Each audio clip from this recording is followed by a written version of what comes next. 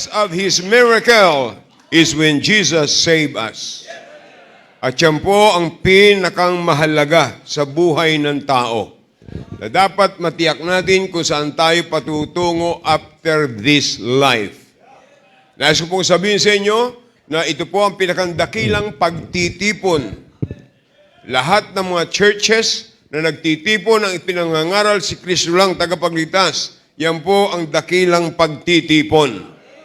At salamat sa Panginoon sa kanyang biyaya sa ating buhay. Please open your Bible in the book of 2 Corinthians.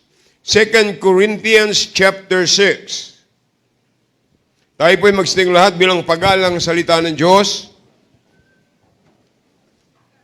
2 Corinthians chapter 6. At kung wala po kayong Bible, ay kayo po'y makinig, at kung mayroong maabot na i-share niyo po sa kanila.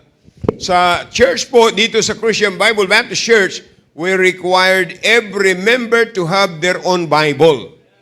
Para alam nyo na, binabasa nyo na, naririnig nyo pa, pag ang simbahan ay walang Bible, hindi po yan sa Panginoon.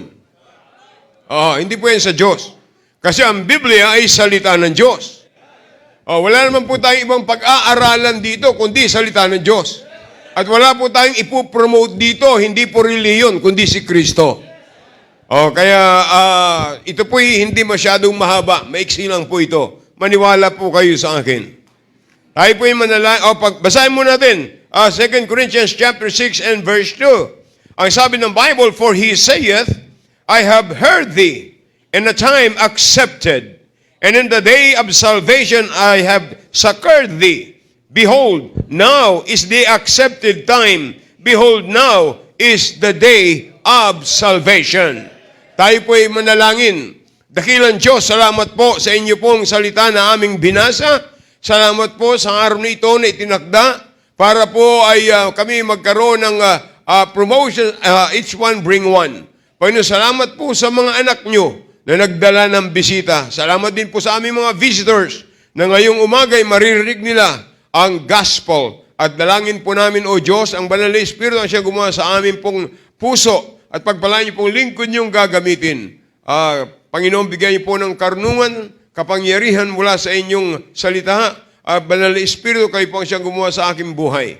Pagpalaan niyo rin po, salamat po na kasama po namin ang aming happy ng aming city, Panginoon. Pagpalaan niyo po si Colonel Erwin sa kanyang leadership. Tulungan niyo po siya, empower him. At ganyan po ang aming mayor, ang aming po mga officials dito sa San Pedro. Salamat po na sila'y bukas para sa inyong salita. I-bless niyo po ang bawat isa. Dalayan ko, Panginoon, kung may dito hindi pa nakatiyak ng langit, huwag niyo pong papayagang umuwi na walang katiyakan. Patawad po sa aming makasalanan. Ito ang aming dalangin sa pangalan ni Jesus. Amen. Thank you and be seated, please. Nais ko pong bigyan natin pansin yung binasa po natin, "For he saith, I have heard thee in time accepted, and in the day of salvation I have succored thee.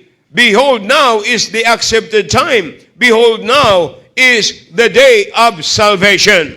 Ngayon pong umaga, nais ko pong pakinggan po natin ang ating paksa na nakalagay po doon sa talata, na sabi po doon, "Now is the day of salvation." Ngayon, ang araw ng kaligtasan. Alam niyo, pag sinabing kaligtasan, hindi po yung physical. Alaala ko, nung kami nasa Bicol, sabi ng mga Bicolano, kami pag may bigas, ligtas. Siguro yun tiyan mo. Pero ang pag-uusapan natin is not about physical body. Yung pangangailangan ng ating kaluluwa. Sapagat ang buhay ng tao ay pansamantala lamang. Opo, isang araw mawawala tayo dito. Pero ang tanong, saan patutungo ang iyong kaluluwa? Sabi ng Bible, makamtan niya man ang kayamanan ng buong sanglibutan at mapahamak ang kanyang kaluluwa ay walang kabuluhan. Kaya nga po, dapat makita natin ang importansya ng kaligtasan. Pag sinabing kaligtasan, katiyakan ng langit. Kaya dito pa, habang buhay tayo, pwede nating matiyak. Opo, kaya wag natin itong isang tabi. The most important is our personal relationship with God.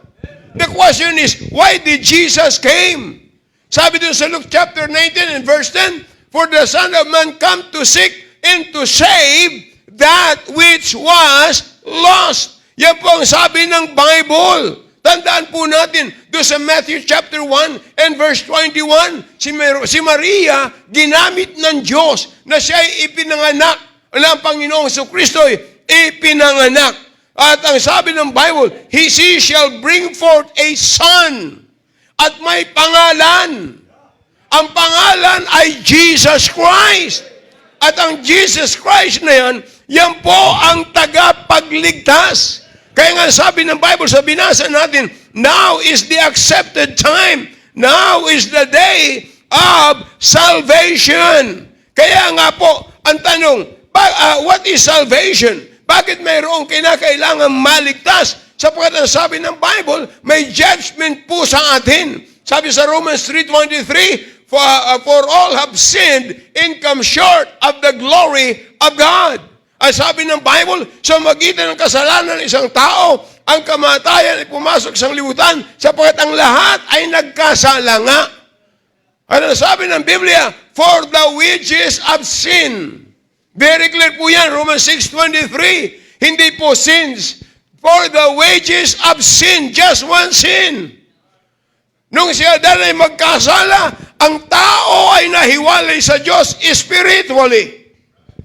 Kaya nga po, ang tao pag namatay, that is physical death. Paghihiwalay ng kaluluwa sa katawan, itong katawan ito, babalik dyan sa lupa, sa alabok. At pagkatapos, pero po yung kaluluwa, yan ang pinakamahalaga. Pinakamahalaga kung saan patutungo, yung pinakamahalaga. Na dapat malaman ng tao, na ang tao ay mayroong kapahamakan. Ang tao ay may hatol. Na ang hatol na yan ay ang impyerno. Tandaan po natin, there is heaven and there is also hell. Wala pong purgatorio sa Biblia. Yung purgatorio, gawayan ng tao. Nasasabihin, purgatorio, temporary punishment, na kailangan daw ipanalangin, ipanubina, kailangan daw ipanalangin ng ilang bisis para mahango sa purgatorio. Wala po yan sa Bible. Ang nakalagay lang sa Bible, the destination of man is either heaven or hell. There's no in between. Mga kapatid, pero ang alam nyo, bakit mahal na mahal tayo ng Diyos? Tingnan nyo, sabi ng Biblia, doon po sa First Peter o 2 Peter, ang sabi ng Biblia ay ganito po, verse 9.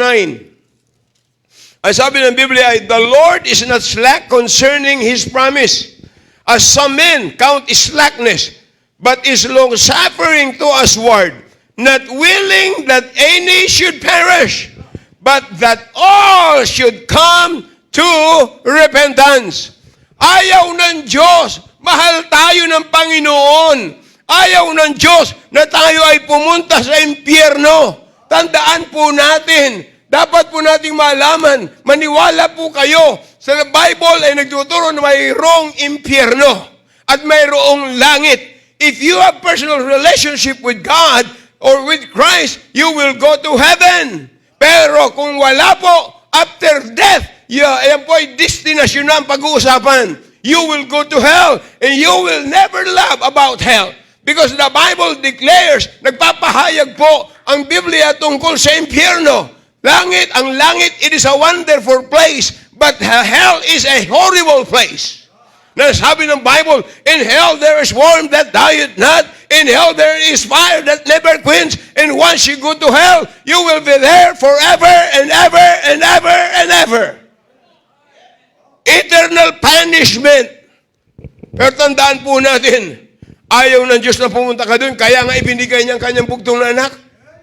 John 3:16, for God so loved the world, that He gave His only begotten Son, that whosoever believeth in Him should not perish, but have everlasting life. Gayon na lamang, hindi kayang unawain ng tao.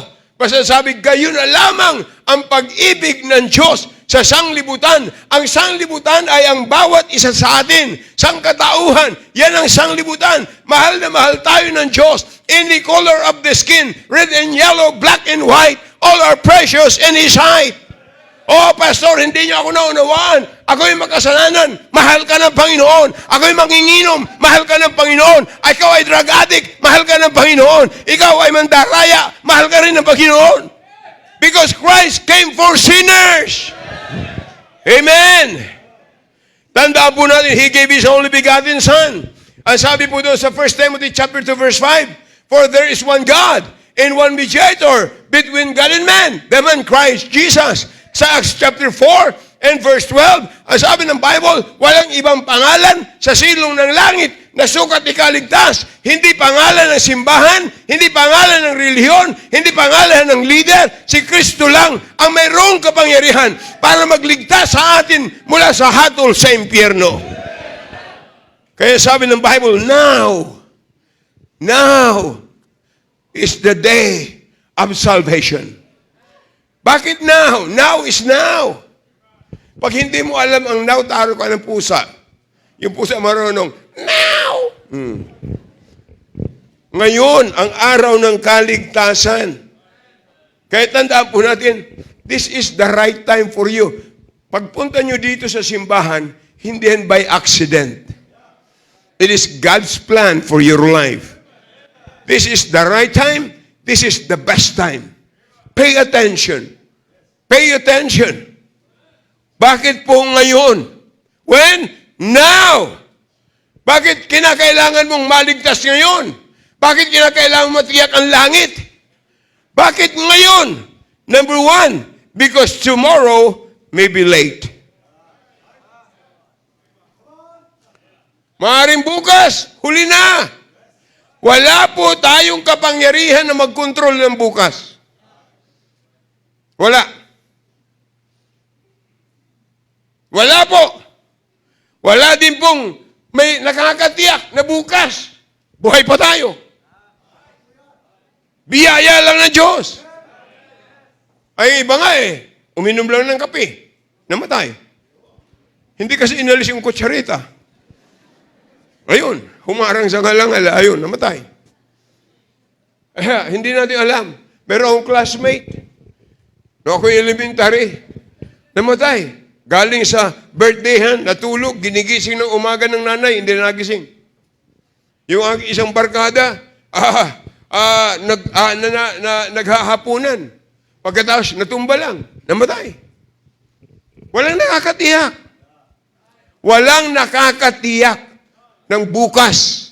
Diyos lang po. Kaya sabi ng Bible, sa Proverbs 27 verse 1, boast not thyself of tomorrow, for thou knowest not the day may bring forth.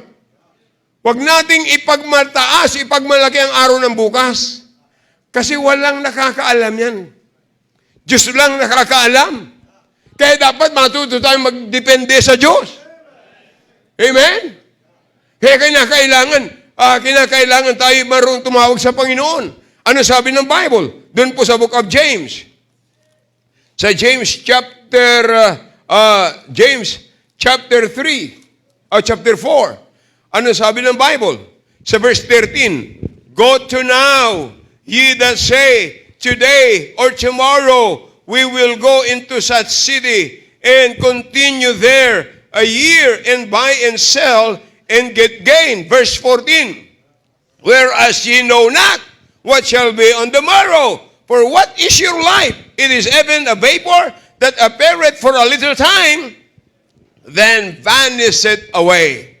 Maaaring mayroon kang plano na ikaw ay maging businessman, ano mang plano mo. Maaaring ang dami-dami mong plano. Pumunta sa isang lugar, punta mag-abroad, pagkatapos mo magtatrabaho, at pagkatapos babalik, at sabi magtatayo ako ng business. Sabi ng Bible, ay watch sa verse 14, whereas ye know not what shall be on the morrow.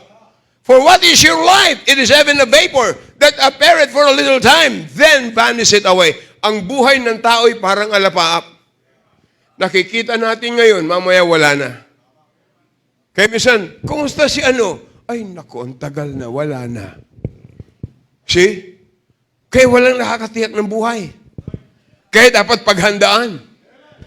Sabi nga sa Pasyong Katoliko, ano yung sabi sa Pasyong Katoliko? Habang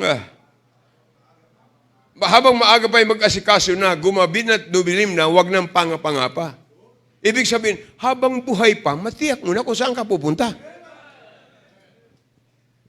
Dapat matiyak natin. Amen? Bigyan natin attention to.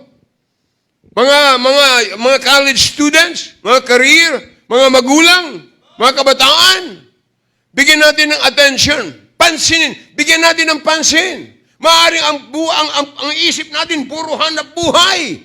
Puro kung anong kikitain, ano ang gagawin, abalang-abala tayo. Pero pinabayaan natin yung pangangailangan ng ating kaluluwa.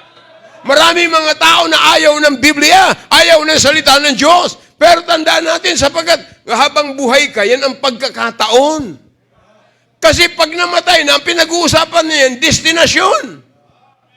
Alam niyo ba, pag namatay ka, na si Kristo'y nasa puso mo, tinanggap mo, yung huling hininga mo dito, the next breath will be in heaven. But if you die without Christ, pay attention to this. When you die without Christ, your last breath here, the next breath will be in hell. Kaya bigyan natin ng pansin to. Maraming mga taong iniisip, ako basta yumaman, okay na. Hindi po ganun. So number one, why now? Because tomorrow may be late. Number two, why now?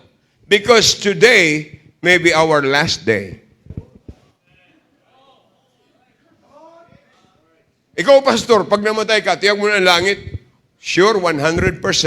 Sapagkat 1970, November, about 3:30 in the afternoon, tinanggap ko si Kristo sa aking puso na sariling tagapagligtas. Because today may be the last day. Hindi po ito mensahe ng pananakot. Ito yung mensahe na nagre-remind, paalaala. Hindi pananakot. Pero dapat lang tayo matakot sa impyerno. Sapagkat ako'y 52 years nang nangangaral, wala akong nasumpungan tao na ako'y, sabi niya, ako gusto kong punta sa impyerno, mag-i-enjoy ako doon. Wala. Puro takot. Siyempre, pag matino ang iyong pag-iisip, ayaw mo punta sa impyerno.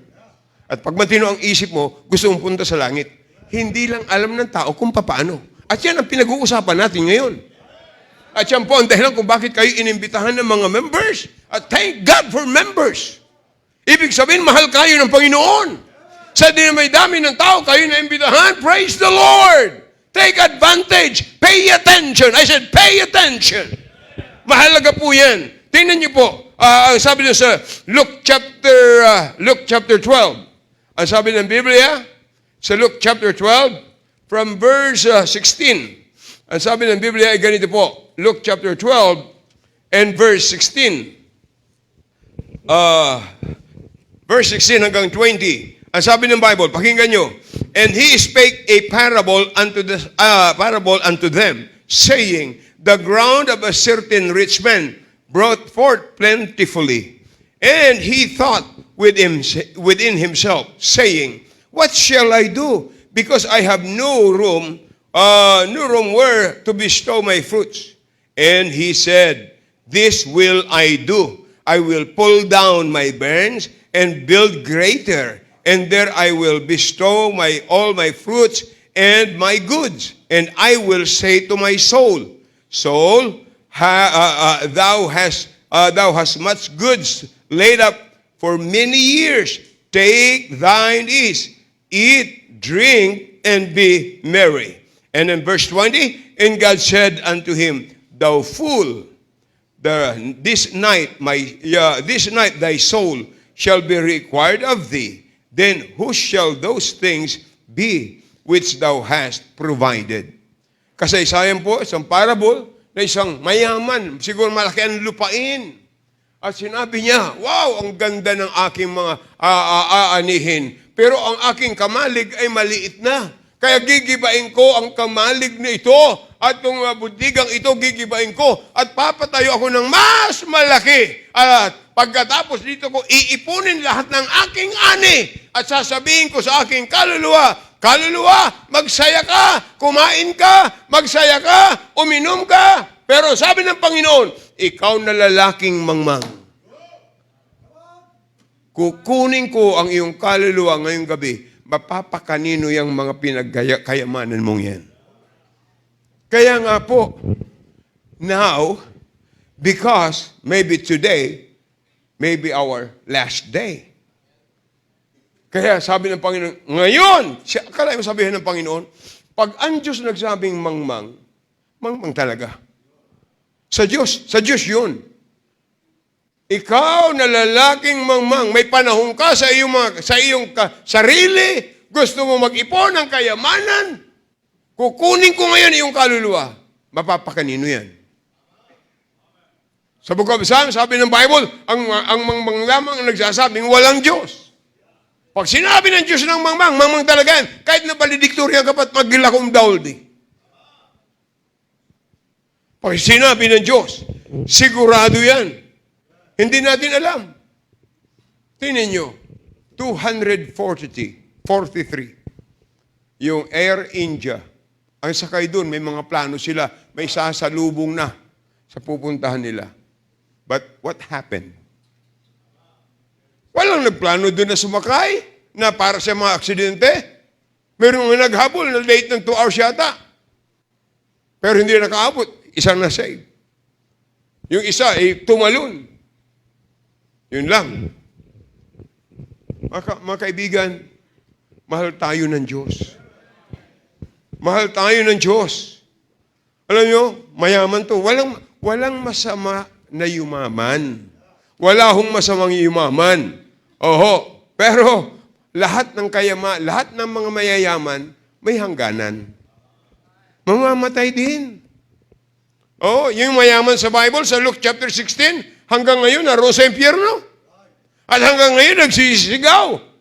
Ang mga Abraham, maawa ka sa akin. Suguhin mo si Lazaro na itubog ang dulo ng daliri sa tubig at patuluan lamang ako ng isang patak ng tubig sapagkat naghihirap ako sa alab na ito. Hanggang ngayon, he is begging for mercy, but in hell, there's no more mercy. Kaibigan, napakahalaga po niyan. Lahat, pulubi, mayaman, mayroong hangganan ang buhay natin. I said, number 1 is what? Why now? Because tomorrow may be late. Number 2, because today may be last day. Alam niyo, kung ako'y matutumba dito at mamatay, mayroong pastor na pipreach. Sa Amerika, natumba lang, patay. Ay ko, kung matutumba at mamatay ako, alam ko kung doon ako sa langit pupunta eh. Alam niyo kung bakit ang mga tao iyakan ng iyakan, isa sa dahilan? Hindi na alam. Paano siya naman? Pambira. Alam kung bakit? Kasi hindi alam kung saan pupunta eh. Pero pag anak ka ng Diyos at namatay ka, alam kung saan ka pupunta, sa isang bagay, kaya malungkot, kasi we miss the fellowship. Diba? Nakalagay doon na, SLN. Doon sa nicho, SLN. Anong nakalagay doon? Sumalangit nawa. Di hindi tiyak. RIP. Rest in peace. Paano magkakaroon ng peace kung wala naman siyang Panginoon? Rest and peace or return if possible. Hindi naman pwede yun. See? Kaya ngayon ang pagkakataon. Because maybe this is our last day. Siguro sabi ng iba, ba't ako'y napunta dito? Yan pala ang pag-uusapan. Ha? Huwag kayong maniwala doon sa horoscope. Wala yan. Wala yan yung hindi po yung totoo. Yung mga manghuhula, pag binasa nyo sa Biblia, punta sa impyerno. Paano? Pag ikaw ay anak ng Diyos, linggo, nakalagay doon, kung ano yung birthday mo nakalagay, huwag kang lalakad sa araw na ito. O ano gagawin mo? Pagkapanggapang ka na lang. Kaya dapat matiyak natin. Amen? Number 3, Why now? Bakit ngayon? Because number one, tomorrow may be late. Number two, today may be our last day. Number three, because our time may lapse. May lapse. Ano ibig sabihin may lapse? Ma-expire na yung time natin. Kaya now is the day. Ma-expire na. Kasi sabi ng Bible, Hebrews 9:27, as it is appointed unto men once to die, but after this. Wag niyo akong tulugan. Nakakatulog ba kayo sa minsan yan? Nakakatulog ka sa impyerno? At itinakda ng Diyos sa mga tao ang mamatay na minsan. Pagkatapos niyan ay paghuhukom. Kalahin mo yan, after this. Therefore, there is life after death. It is a life everlasting if you go to heaven. It is an eternal punishment if you are going to hell. Kaya, baka mag-lapse na yun. Tingnan niyo sabi ng Bible. Papaliwanag ko ito sa inyo. Maganda po ito, lalo sa mga seniors.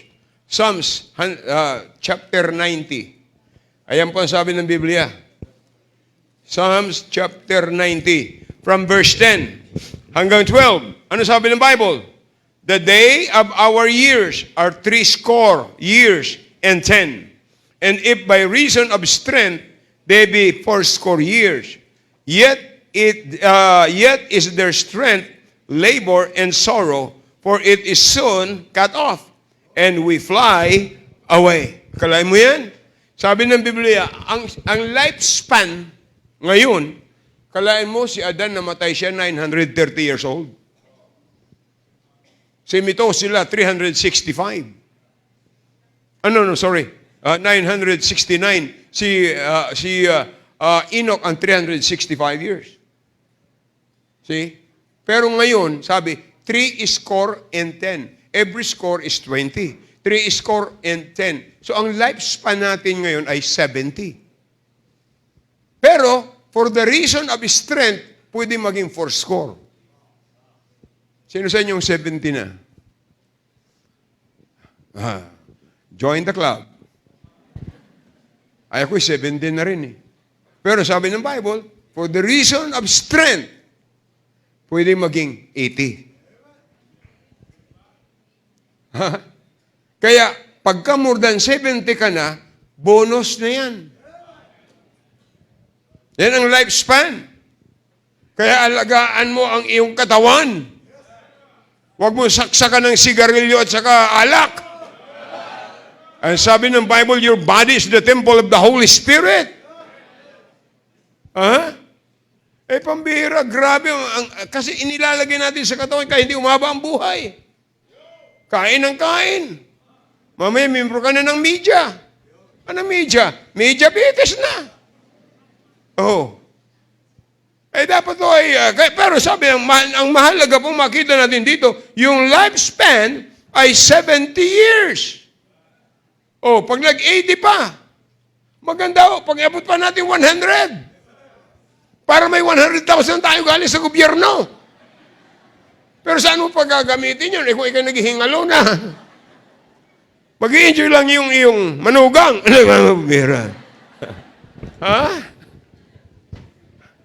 Yung alaga ni preacher, Joshua, katapang sa Israel, 101 years old. Ay dito sa, pag inabot kang 100, meron ka ng 100,000. Kaya, ingatan natin. Ano po? Pero tandaan po natin, kaya now is the right time for salvation. Huwag natin kalilimutan, hell is a horrible place. Kasindik-sindik na lugar, nakakatakot na lugar. Once you go there, you will be there forever and ever. Siguro napapansin niyo mga kaibigan, wala tayong relihiyon na ipinopromote dito. Wala ho. Sapagkat walang relihiyon na magdadala sa iyo sa langit. Alam niyo, maraming sabi ng mga tao, wala pa namang, ako po, maraming mga tao nakakausap eh. Sasabihin ng tao, ay wala pa namang nakakatiyak niyan eh. Sinong pupunta sa langit, wala pang nakatiyak. Sa iyo sariling theology, wala pa. Pero sa Bible, mayroon. Kaya nga sabi ng Biblia, for the Son of Man come to seek and to save that which was lost. Yan ang sabi ng Bible. Amen? Yan po ang sabi ng Biblia. Siya naparito upang iligtas ang makasalanan. Kaya yan ang dahilan. Sabi ng Biblia, tingnan niyo po, sa 1 John. Punta tayo sa 1 John. 1 John, puro Biblia po ang ating pinag-uusapan. Anumang pananampalataya, labas sa Biblia, hindi po yan sa Panginoon. Verse 11. Sabi ng Bible, and this is the record that God hath given to us, eternal life. Ano yung record? Ang Diyos nagbigay sa atin ng eternal life. And this life is in His Son. Ang eternal life ay nasa Kanyang anak. Sino yung anak ng Diyos? Jesus Christ. Wala po sa simbahan. Wala po sa relihiyon. Nakikinig po kayo? And then sabi na sa verse 12. He that hath the Son hath life. And he that hath not the Son of God hath not life. Kalain mo yan. Kung wala si Kristo sa puso, wala kang buhay na walang hanggan. Sapot ang buhay na walang hanggan ay na kay Kristo. Wala sa reliyon. Wala sa pagpipinitensya. Wala sa simbahan. Wala sa pinuno ng anumang simbahan. Na kay Kristo lang. Wala kay Maria. Na kay Kristo lang. Amen? Maliwanag po yan. Kaya, and then sabi sa verse 13, these things have I written unto you. Ang mga bagay nito sinulat ko sa inyo. Believe on the name of the Son of God, that ye may know, para malaman mo, that ye have eternal life, and that ye believe on the name of the Son of God. Kaya yung tumanggap kay Kristo, mayroong patutuo. Ako po, hindi ko malimutan. Ako'y kasapi ng isang relihiyon. Ang tatay ko, hindi na kami sa relihiyon na yon. Pero alam nyo, hindi ko tiyak ang langit. Pero nung ako'y nakinig ng mensahe na mula sa Bible, November 1970, tinanggap ko ang Panginoon na sariling tagapagligtas. At ang sabi dito, you have eternal life. Kaya sabi ng Bible, now is the accepted time. Ngayon ang araw ng pagtanggap sa Panginoon, hindi bukas. Ngayon. Ang sabi ng iba, ay bukas na lang ako tatanggap, bukas. O pagkatapos bukas na naman. Bata pa naman ako. Pumunta ka sa sementeryo, merong nichong para sa bata. Merong para sa teenager, meron para sa mga binata, dalaga, meron para sa mga seniors. Ano ibig sabihin yan? Walang iginagalang si Mr. Kamatayan. Death is not respecter of person. Kahit na hari, namamatay. Si Medusa lang nga, 969 years. May hangganan ang buhay natin. But the question, where are you going after this life? Kasi pag kamatayan ang pinag-usapan, destinasyon na po yan. Salvation. Kaya nga, salvation, ito ang dapat natin makita. We need to secure. Dapat magkaroon tayo ng katiyakan. Na ang katiyakan nila ay wala sa simbahan. Kahit na ito yung Baptist Church, ang Baptist Church hindi makapagliligtas, makapagdadala yung kaluluwa sa langit. Pero sa Baptist Church dito, itinuturo kung paano ka makatiyak ng langit. So, you need to secure salvation. When? Now. Why? Because salvation is urgent. Urgent. We need to see the urgency of eternal life. The urgency of salvation. Because tomorrow may be late. Because today may be last day. Because time may lapse. Kaya dapat madaliin natin. You need to see the urgency of salvation. Salvation is urgent. Kailangan mo yan. You need to decide. Ikaw ang magdi-decide. Number 2, salvation is understandable. Ang katiyakan ng langit at ang kaligtasan ay madaling maunawaan. Napakasimple. Bakit simple? Hindi na tayo ang gagawa. Ginawa na ng Panginoon. Hindi ho complicated, pero ginagawa ng relihiyon na complicated. Sabi ng relihiyon, magtiyaga ka hanggang sa wakas. Ano yung wakas? Ay yung kamatayan. Pag namatay ka ngayon, tiyak mo na ba? Hindi pa rin. Paano yun? Sasabihin mo, ay, ako'y magpapakabuti. Hanggang kailan ka magiging mabuti? Ha? Wala pang kapatid. Dapat matiyak natin because mauunawaan natin. Hindi ka nakasalalay sa iyong magagawa at sa iyong ginawa. Kahit na magpiniti siya, kahit nagayahin mo si Kristo, pasanin mo yung cross na kanyang pinasan. At na doon ka, mapako ka doon sa cross. Maraming gumagaya niya sa Pampanga. Pero hindi naman ipinapako, ginagapos lang. Si Kristo pinako eh. Nakita ko yung cross na yun na pinagpakuan sa Panginoon. Nakita ko mismo ng mata ko yung koronang ikinurona sa kanyang tinik na about 2 inches thorn. Can you imagine, ibinaon yun sa ulo niya? Pero tiniis niya yun lahat. Gawa mo at gawa ko. Ganon tayo kamahal ng ating Panginoon. Amen? At hindi yun po ang paraan ng Diyos. Ang daan patungo sa langit ay paraan ng Diyos. Hindi yung paraan mo at paraan ko. Kaya sabi ni Kristo, I am the way, the truth, and the life. No man cometh unto the Father, but by me. Paano ako maliligtas? Sa pananampalataya. Hindi yung pananampalatayang paimbabaw. Yung totoo. Yung totoong pananampalataya. Amen? Hindi po reliyon. Yung totoong pananampalataya. Ano sabi ng Biblia? 1 Corinthians chapter 15. 1 Corinthians chapter 15 and verse 1 hanggang 3. Ano sabi ng Bible? Moreover, brethren, I declare unto you the gospel which I preach unto you, which also ye have received, and wherein ye stand. By faith also ye are saved, if ye keep in memory what I preach unto you, unless ye have believed in vain. Kalahin mo yan, kung ikaw'y naniwala ng walang kabuluhan, wala. Kaya kailangan buong puso. Amen?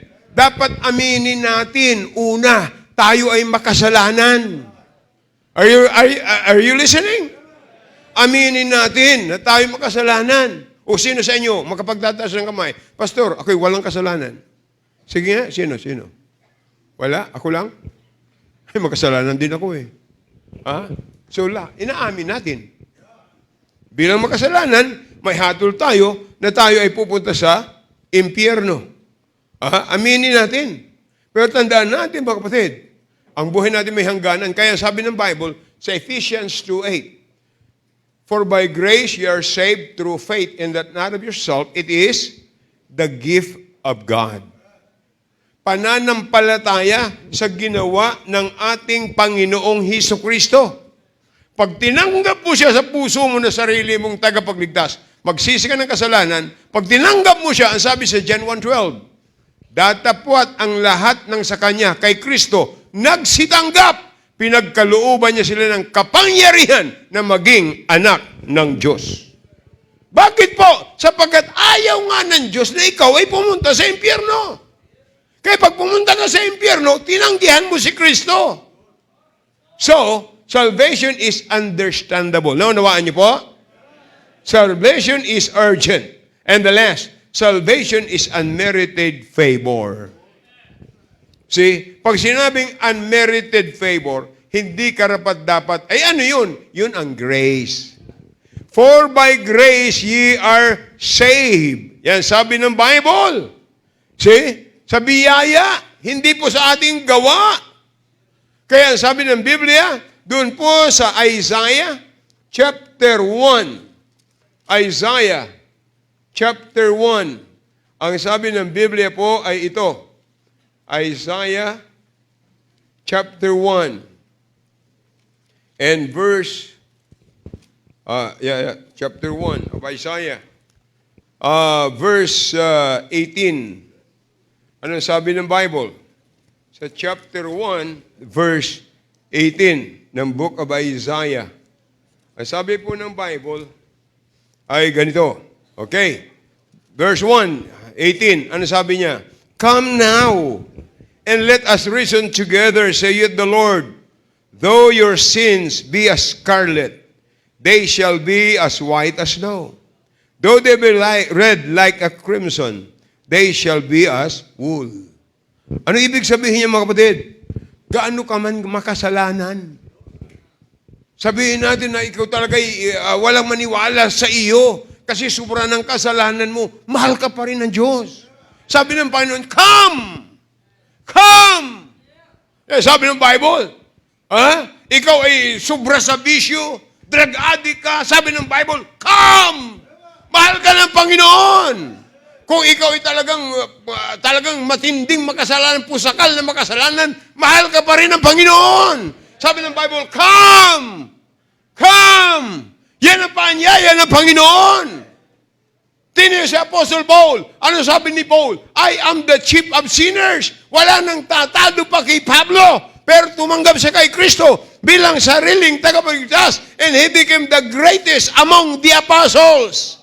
Tandaan po natin. Sabi ng Bible sa 1 Timothy chapter 1 verse 15, He came for sinners. Ano mang katayuan natin. Listen to this. Gaano ka man kapusakal na makasalanan, kaya kang abutin ng biyaya ng Diyos.